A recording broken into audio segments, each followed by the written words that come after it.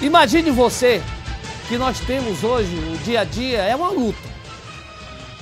A própria declaração de imposto de renda já é um sufoco para a gente ter que parar, se preocupar, enfim.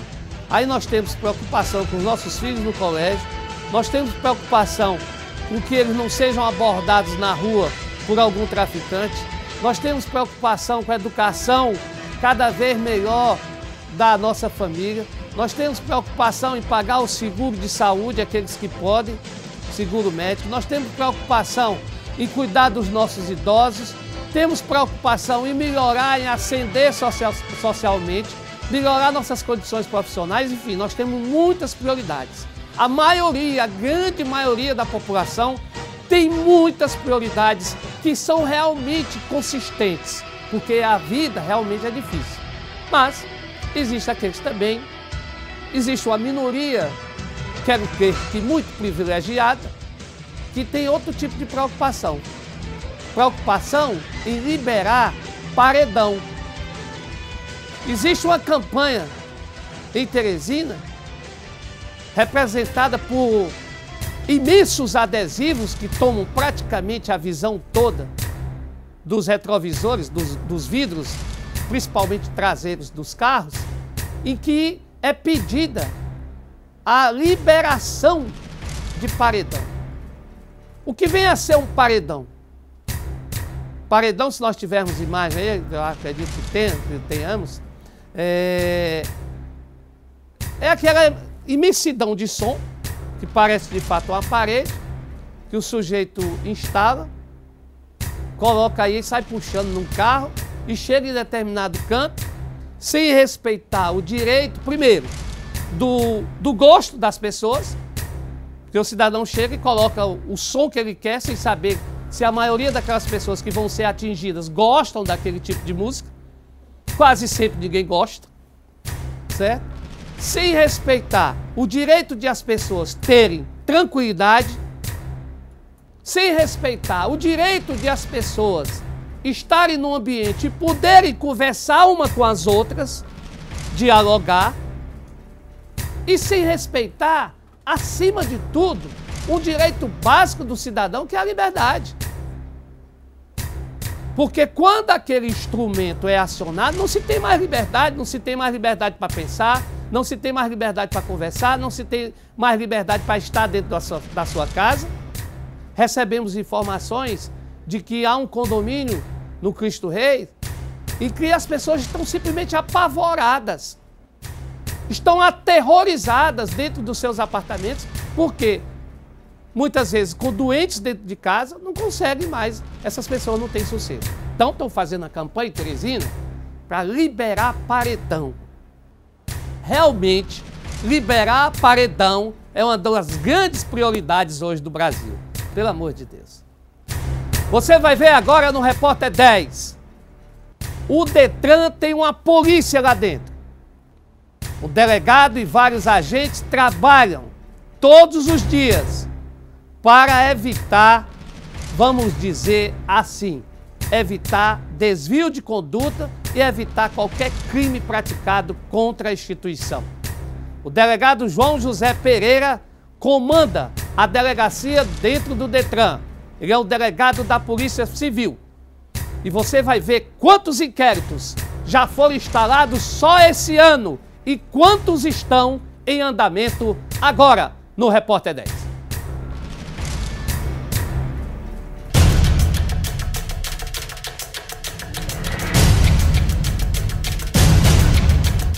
Do início do ano até aqui, a Coordenação de Polícia Judiciária do Detran instaurou 16 inquéritos para apurar crimes cometidos por terceiros e servidores do departamento.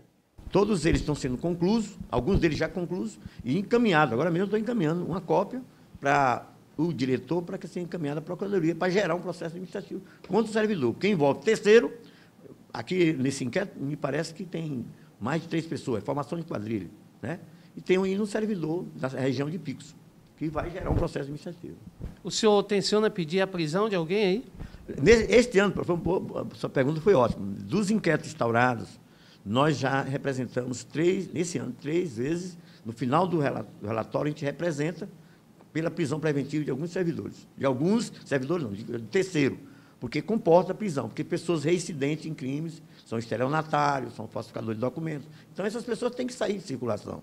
E cabe ao Estado, cabe a nós representá-lo pela prisão, e o promotor e o juiz, o primeiro para denunciar, e o segundo acordar o pedido, e o terceiro para decretar a prisão preventiva. Mais 5 inquéritos, um deles por formação de quadrilha, serão abertos dentro das próximas horas pelo delegado João José Pereira Filho.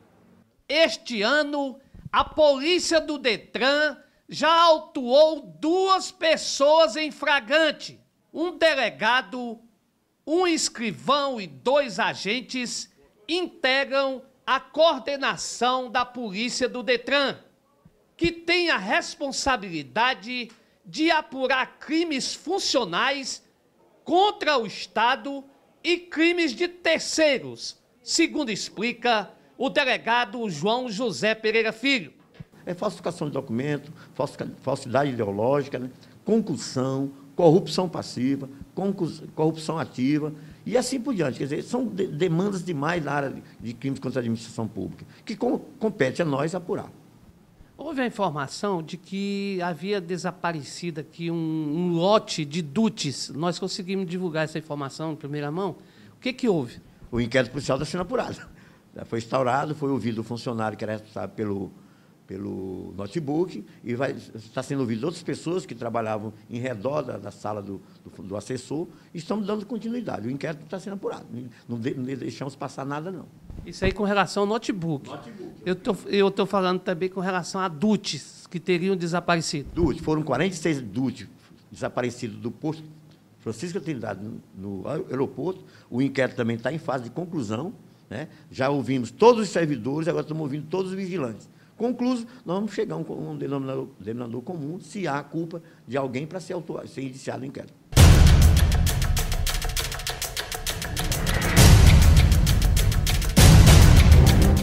Pois você viu aí, essa delegacia, que praticamente é uma delegacia que funciona dentro do Detran, é de segunda a sexta.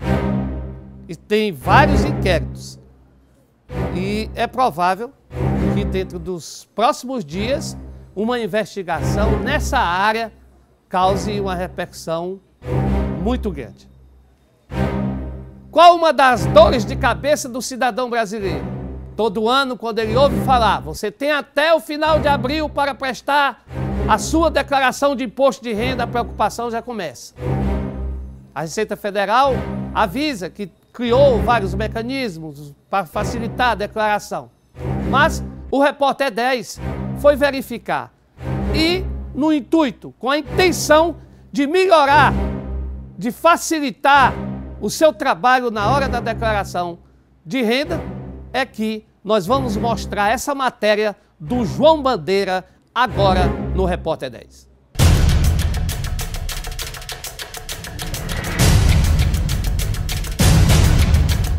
Francivaldo tem 21 anos de idade, estuda ciências contábeis e pela primeira vez na vida vai declarar imposto de renda agora em 2013, com muitas dúvidas no preenchimento da declaração. A minha dúvida era o seguinte, saber se eu sou, como pessoa física, se eu seria obrigado a declarar. A única dúvida era essa. Também outra dúvida era em saber o seguinte, se um casal, que eles são casados com comunhão de bens, uma pessoa só deles, um deles declarando, fazendo a sua declaração anual, declarando só qual era que ele ia, se poderia os dois fazer a mesma declaração ou não. Os dois, no caso, podem declarar os mesmos bens. Os mesmos bens, exatamente. Se eles poderiam fazer os mesmos bens. José é contador. Anualmente faz a própria declaração de imposto de renda e a de parentes. Ele também faz a declaração para terceiros ao custo de R$ 50, mas confessa ter dúvidas para a declaração de 2013. Eu aconselho sempre ter um profissional da área contábil, mas não é obrigatório. Se você ler a legislação, dá para você preencher sozinho também. Agora, em 2013, você que é uma pessoa que já entende declaração de imposto de renda, qual a dúvida mais recorrente que as pessoas estão tendo com relação à declaração de imposto de renda para esse ano? Uma das dúvidas mais recorrentes é quem recebe processo de trabalhista que equivale a vários anos anteriores, recebe nesse exercício de 2012 que vai declarar em 2013. Sempre tem essa dúvida agora. As dúvidas com relação à declaração de imposto de renda são tão constantes que até mesmo o Conselho Regional de Contabilidade do Piauí resolveu realizar um seminário para profissionais da área que atuam na realização de declarações anuais. O evento aconteceu no auditório do Conselho Regional de Contabilidade e contou com a presença de estudantes, profissionais e também a palestra desse auditor, que lembrou da importância da comprovação documental para que o declarante não seja pego na malha fina da Receita. Você percebeu de maior quantidade de dúvidas aqui? Em relação à questão das doações, né, efetuadas a instituições, né, como fazer, né, essas doações, como aproveitá-las, né, na declaração, os limites, né? Também em relação às normas, às novas formas de tributação, como a dos rendimentos recebidos acumuladamente, né? Basicamente, essas novidades, né, foi que despertou o maior interesse da classe contábil. O superintendente da Receita Federal no Piauí lembrou da necessidade de se deixar claro quem tem a obrigatoriedade de declarar imposto de renda e reforçou que mesmo com as tecnologias oferecidas pelo órgão para facilitar a vida do contribuinte, quem tem dúvidas deve procurar a orientação de um contador. O importante, em primeiro lugar, é frisar que só é obrigado a entregar a declaração aquelas pessoas que têm rendimentos tributáveis em 2012 acima de R$ 24.556,65. Esse valor somando todos os rendimentos mês a mês, o que dá aí próximo a R$ 2.000 por mês aproximadamente. Então, as pessoas que ganham acima disso, elas são obrigadas a fazer a declaração. O ideal para aquelas pessoas que têm grande dificuldade de fazer a declaração é buscar um contador. Evidentemente que o programa da Receita Federal é extremamente amigável, é bastante fácil e qualquer pessoa, em princípio, pode fazer a sua declaração sem a necessidade de recorrer a nenhum profissional especificamente. Para essas pessoas que têm grave dificuldade, que não sabem por onde começar, nós temos o telefone 146, que pode ajudar bastante nesses primeiros passos, e também temos um plantão fiscal aqui na Receita Federal, que funciona pela parte da manhã e que pode também ajudar as pessoas a tirarem as dúvidas quanto à obrigatoriedade de entrega, quanto a prazos e as formas de entrega da declaração. Esse contador reforça a importância de um profissional da área, mesmo com custos, para a execução da declaração do imposto de renda e alerta que o contribuinte deve estar documentado para realizar a declaração. Olha, os cuidados que a pessoa que vai fazer o imposto de renda, o contribuinte tem de ter, é de juntar a documentação. Preparar a documentação, primeiramente a documentação da receita, que é o que é a receita dos rendimentos. Aquele rendimento recebido, pode ser rendimento de assalariado, rendimento de aluguéis, rendimento de aplicações. Então, primeiramente, tem de se juntar esses documentos. Depois vai se procurar juntar a documentação de quem não vai utilizar o desconto simplificado e vai usar as deduções permitíveis, que é a despesa com saúde, despesas com plano de saúde, despesa com escolas, as pensões alimentícias. Então, a pessoa que vai declarar, ele tem que ter essa preocupação de juntar a documentação, se organizar, ir ao banco, pedir seus extratos, tomar cuidado quem fez operações muito grandes em cartão de crédito, quem fez aplicou dinheiro. Por quê? Porque hoje a Receita Federal ela tem um supercomputador que cruza todas as informações de compra de carro, de venda de imóveis, de compra de imóveis, compra de terrenos, de utilização de cartão de crédito, de plano de saúde. Então hoje é o que acontece? O contribuinte tem que tomar cuidado nisso, de juntar a sua declaração. Não é difícil de ser feita a declaração, não é complicada, mas porém qualquer falha, qualquer erro pode cair na malha fina e ser prejudicado. Prejudicado da seguinte maneira: se tiver restituição a receber, pode demorar a receber. E se tiver a pagar, ele pode pagar com multa, juros e correção. Então, às vezes, a gente diz para o contribuinte que ele procure juntar essa documentação em tempo hábil. E a gente sabe que o brasileiro deixa tudo para a última hora, mas ainda é tempo de fazer.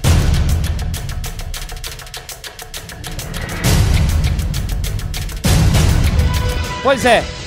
Então, nós acreditamos que com essa reportagem as coisas facilitem para quem tem tantos problemas, tem tantas dúvidas ainda a respeito da declaração de imposto de renda. É uma obrigação que nós temos que cumprir, mas sem dúvida nenhuma é uma dor de cabeçazinha todo ano que o brasileiro tem. No Repórter 10, nós vamos daqui a pouco mostrar uma reportagem em que você vai ficar sabendo como é que uma serpente age. Se existem serpentes que percebem os seus movimentos à distância, como evitar a entrada de uma serpente na sua casa, quais os melhores métodos para você se prevenir de uma picada e, se isto ocorrer, o que deve ser feito imediatamente para a pessoa não morrer. Vamos fazer agora no Repórter 10 o primeiro giro da semana. São os fatos registrados e captados pelas nossas câmeras durante a semana.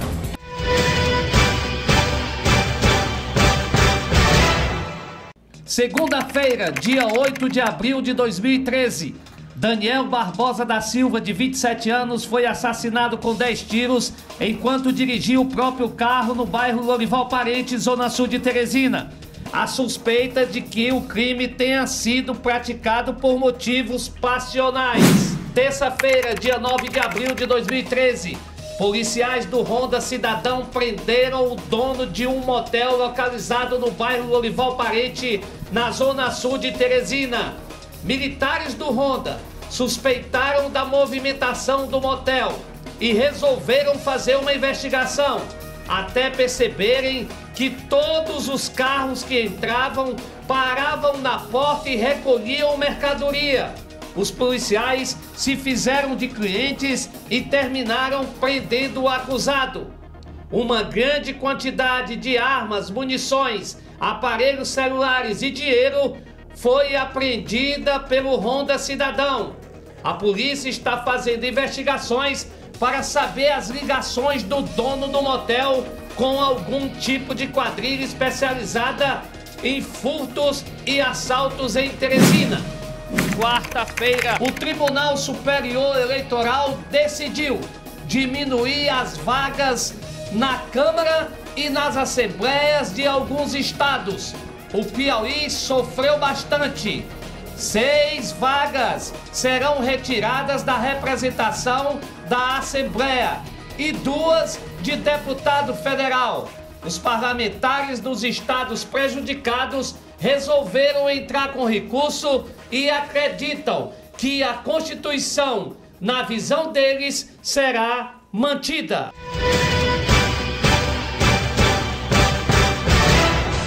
Daqui a pouco você terá mais fatos ocorridos na semana e cobertos atentamente pelo Repórter 10. Vamos para o intervalo e voltaremos rapidinho.